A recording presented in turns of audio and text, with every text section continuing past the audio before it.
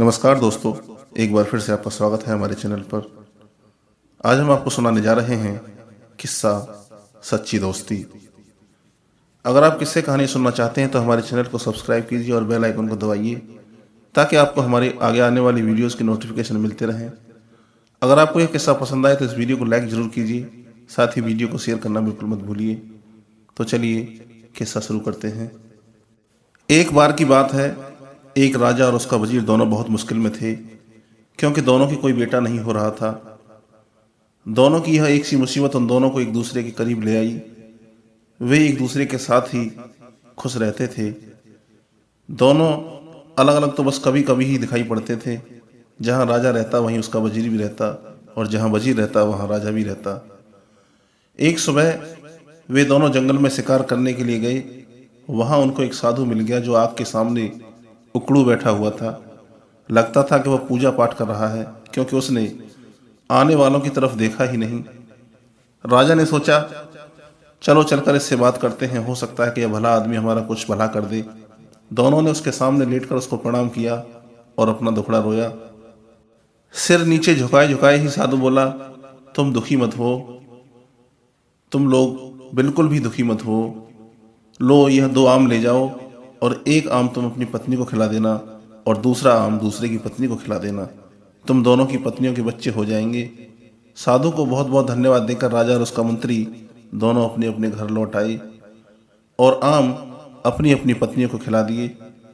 ठीक समय पर दोनों ने एक एक लड़के को जन्म दिया। जब ये दोनों लड़के पैदा हुए तो राजा के घर में और वजीर के घर में, दोनों के घर में बड़ी ही खुशियां मनाई गईं। इसके साथ ही पूरे राज्य में खुशियां मनाई गईं।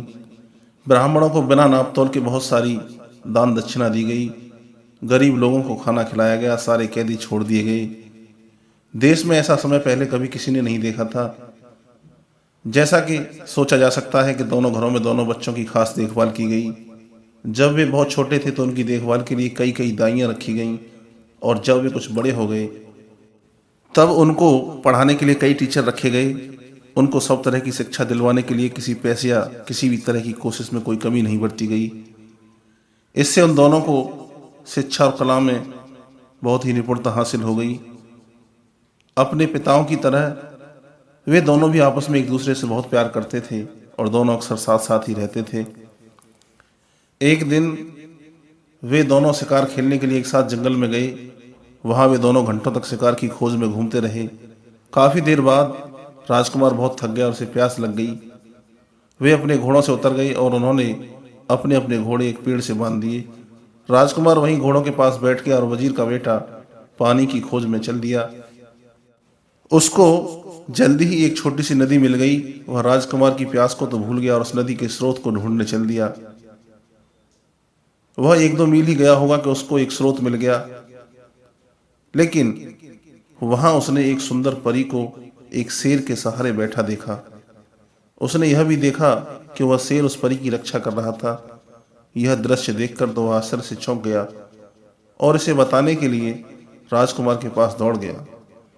साथ में उसने राजकुमार को पिलाने के लिए थोड़ा सा पानी भी साथ ले लिया। जब वजीर का बेटा राजकुमार के पास पहुंचा तो राजकुमार ने पूछा, अरे इतनी देर तक तुम कहाँ रह गए थे और तुम ऐसे डरे डरे से क्यों दिखाई दे रहे हो?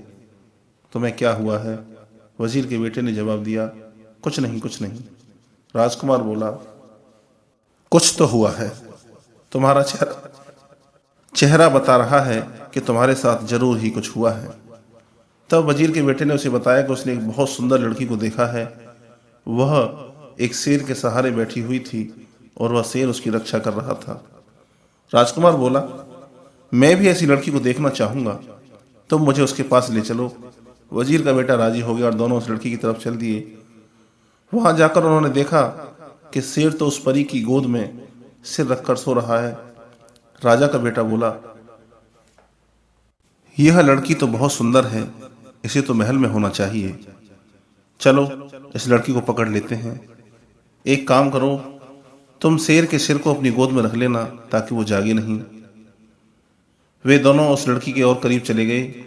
वजीर के बेटे ने शेर का सिर उठाया और उसे अपनी गोद में रख लिया ताकि शेर जागे नहीं। उधर राजकुमार ने लड़की को पकड़ा और उसको साथ लेकर वहां से चल दिया। वजीर का बेटा वहीं रह गया।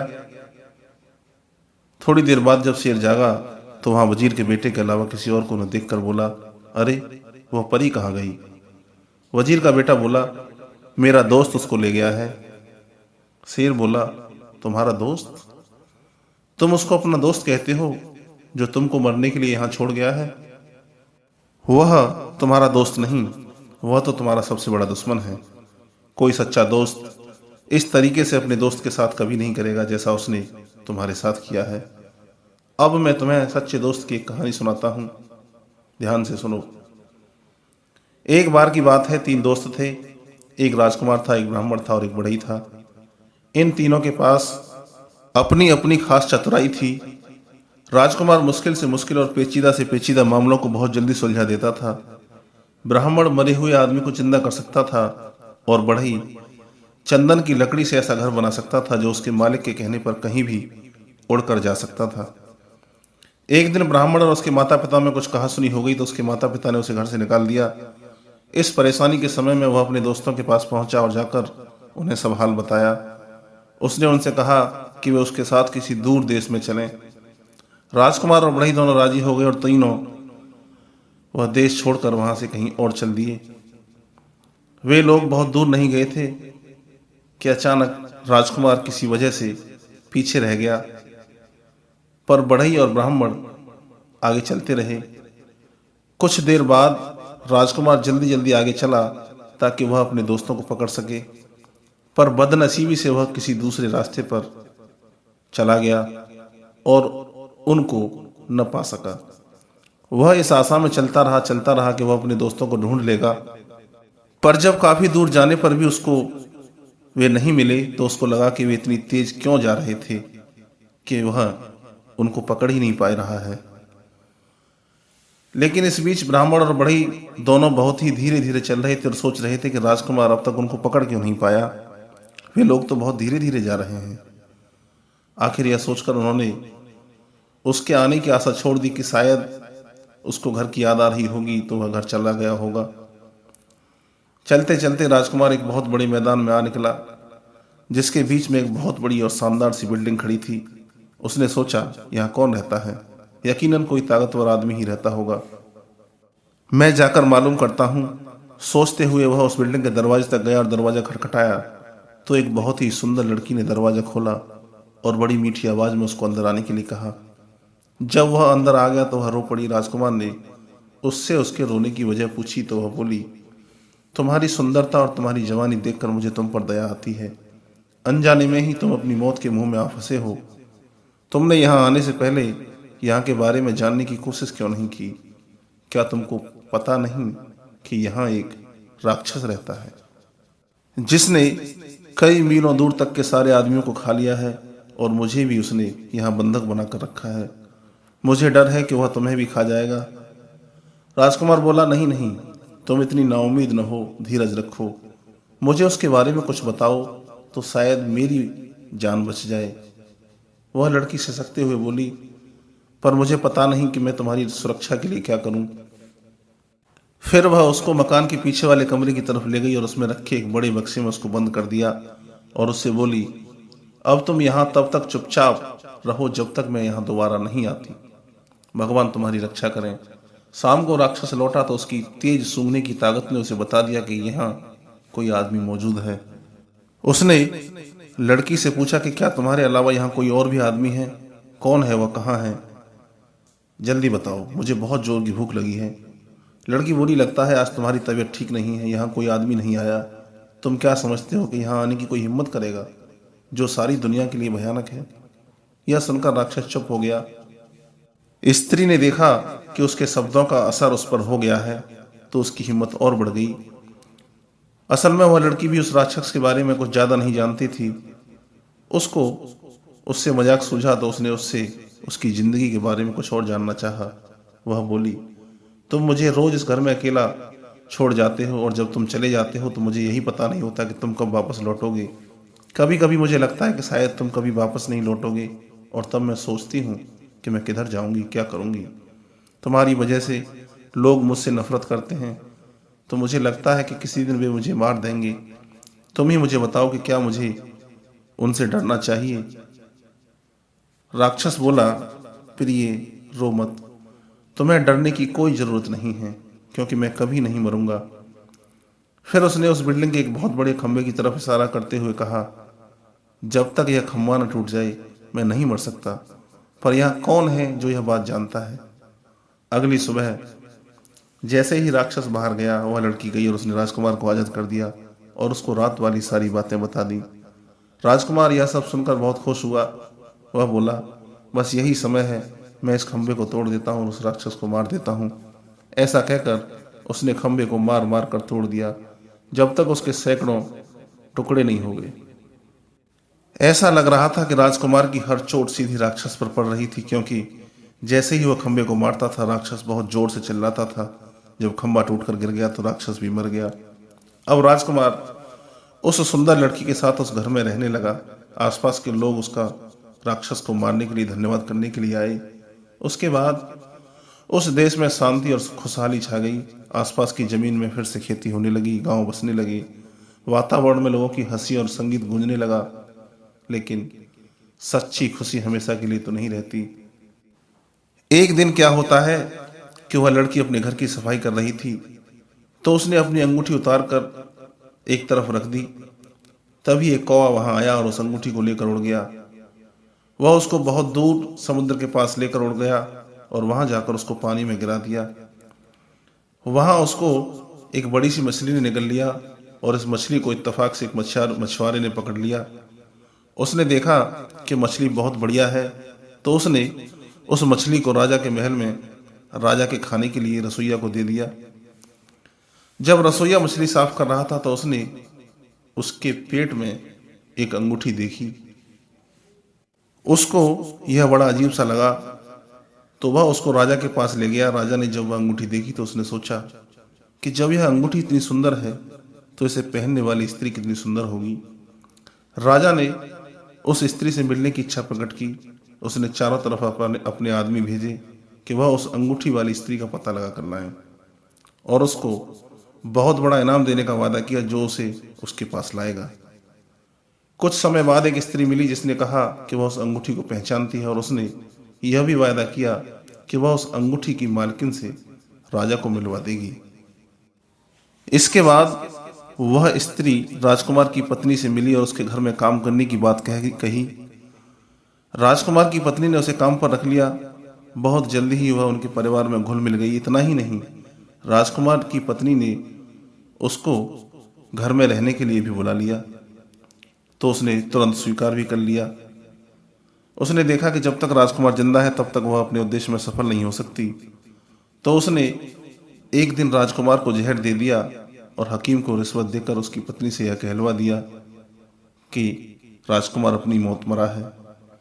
अब राजकुमार की पत्नी राजकुमार की मौत पर बहुत दुखी हुई और बहुत रोई। उसके इतना दुखी होने पर तो लोगों को लगा कि वह तो मर ही जाएगी। उसने राजकुमार की लाश को नहीं छोड़ा। उसने उसे एक मजबूत बक्से में बंद करके अपने प्राइवेट कमरे में रख लिया। उसने अपने पति से उसके ही दो दोस्तों के बारे में सुना था, क्योंकि वे अक्सर उसके बारे में चर्चा किया करता था।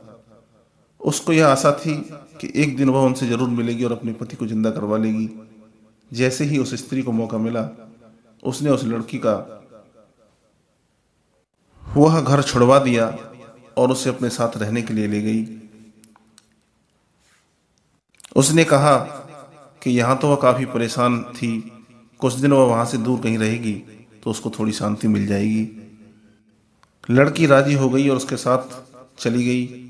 अपने घर आते ही उस स्त्री ने राजा को खबर कर दी कि वह अपने उद्देश्य में सफल हो गई है। राजा वहां आया और जब उसने लड़की को देखा तो वह उसकी सुंदरता पर मोहित हो गया और जबरदस्ती उसे अपने महल में ले गया और उससे कहा कि वह उसके साथ उसकी रानी बनकर रहे। लड़की बोली कि वह उससे शादी तो कर लेगी, पर उसको 6 महीने का समय दिया जाए, क्योंकि उसके पंडित ने उससे ऐसा करने के लिए कहा है। राजा यह सुनकर बहुत खुश हुआ और उस दिन का इंतजार करने लगा जब वह दिन आएगा जब वह उस लड़की से शादी कर पाएगा। उसने उसके लिए एक छोटा सा महल सड़क के किनारे बनवा दिया था। वह उसी में अकेली रहती थी। इस बीच वह लड़की भगवान से यही दुआ मांगती रहती थी कि उसके पति के दोनों दोस्त कहीं से मिल जाएं तो वह इस राजा से शादी करने से बच जाए। वह हर जगह पूछताछ करती रही। वह हमेशा अपनी खिड़की पर बैठी रहती और इस आशा में बाहर की तरफ देखती रहती कि शायद वे दोनों कभी वहां से गुजरें। एक दिन उसने दो आदमी अपने घर की तरफ आते देखे तो उसने उनसे पूछा, आप लोग कौन हैं और कहाँ से आए हैं? वे बोले, हम लोग यात्री हैं और काफ़ी यात्रा करने के बाद यहाँ तक पहुँचे हैं। हमारे साथ हमारा एक दोस्त राजकुमार भी था, पर अब वह खो गया है। हम उसी को ढूंढ रहे हैं। लड़की बोली, आप अंदर आइए और थोड़ा आराम कीजिए, फिर मुझे अपने खोए हुए दोस्त के बारे में कुछ बताइए। शायद मैं आपके खोए हुए दोस्त को ढूंढने में आपकी कुछ सहायता कर सकूं। वे दोनों महल में चले गए और उस लड़की के पास बैठकर उन्होंने उसको अपनी सारी कहानी बताई। लड़की बोली, भगवान का लाख लाख धन्यवाद है कि आप लोग यहाँ हैं, पर मुझे अफसोस है कि राजकुमार तो मर चुका है। ब्राह्मण बोला, उसकी आप चिंता न करें, मैं उसको जिंदा कर लूँगा। भगवान का लाख लाख धन्यवाद है कि हम ठीक जगह पर पहुँच गए। भगवान आपकी हर इच्छा पूरी करे। आप हमें राजकुमार का शरीर दिखा दीजिए। लड़की बोली, पर जरा ठहरिए, हमको बड़ी सावधानी से काम लेना है। इस देश के राजा को मुझसे बहुत प्यार हो गया है। मेरी प्रार्थना पर वह शादी के लिए 6 महीने तक मेरा इंतजार करेगा। 6 महीने पूरे होने ही वाले हैं और 6 महीने पूरे होते ही वह मुझको यहाँ से ले जाएगा। हम लोगों को बहुत ही सावधानी से काम करना है, क्योंकि राजा ने मेरे चारों तरफ बहुत सारा पहरा लगा रखा है। जो कुछ भी यहाँ होता है ये पहरेदार जाकर राजा को सब बताते रहते हैं। मुझे यकीन है कि आपका यहाँ होना भी राजा को पता चल गया होगा।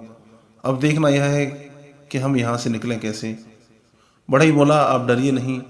अगर आप मुझे चंदन की लकड़ी मंगा दें तो मैं उससे एक ऐसा महल बना दूंगा जो उसके मालिक की इच्छा पर इधर से उधर कहीं भी आ जा सकेगा। लड़की बोली, ठीक है, मैं देखती हूँ। इसी समय उस लड़की ने एक दूत राजा के महल की तरफ एक संदेश लेकर भेजा कि मैंने आपसे शादी करने का फैसला किया है। हमारी शादी का दिन पास आ रहा है। आप मुझसे हमेशा खुश रहें। इसके लिए मैं एक हवन कराना चाहती हूँ। आप मुझे 300 मन चंदन की लकड़ी भिजवा दीजिए। राजा ने तुरंत ही उसकी बात मानकर उसको 300 मन चंदन की लकड़ी भिजवा दी और बढ़ई ने उस लकड़ी से मकान बनाना शुरू कर दिया। जब मकान बनकर तैयार हो गया तो लड़की ने राजा को एक और संदेश भिजवाया, ओ भले शानदार राजा, हमारी शादी का दिन अब पास आ रहा है, तो आप मेरी भाभी और ननद को यहाँ तुरंत आने की इजाज़त दें। मैं अपनी शादी के बारे में उनसे कुछ सलाह लेना चाहती हूँ।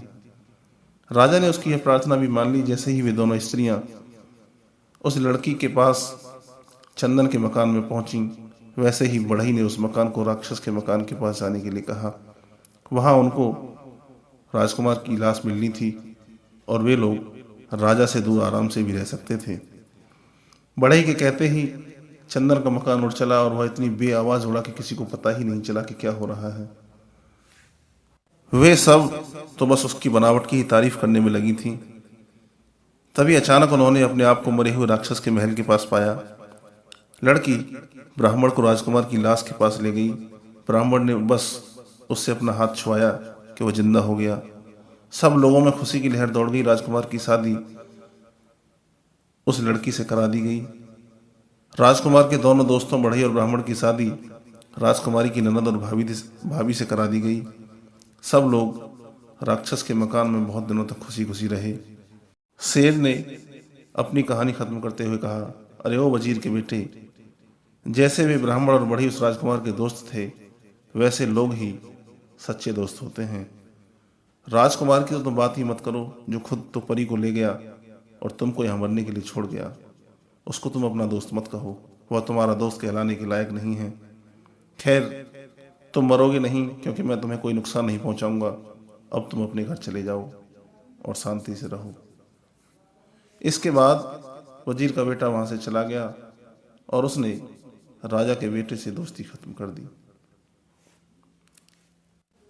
दोस्तों, अगर आपको हमारा यह किस्सा पसंद आया हो तो इस वीडियो को लाइक जरूर कीजिए। अगर आपने अभी तक हमारे चैनल को सब्सक्राइब नहीं किया है तो चैनल को सब्सक्राइब कीजिए। बेल आइकन को दबाइए ताकि आपको हमारी आगे आने वाली वीडियो की नोटिफिकेशन पहुंचती रहे और आपको हमारी वीडियो देखने के लिए मिले। मिलते हैं अगले वीडियो में, तब तक के लिए अपना ख्याल रखिए। नमस्कार।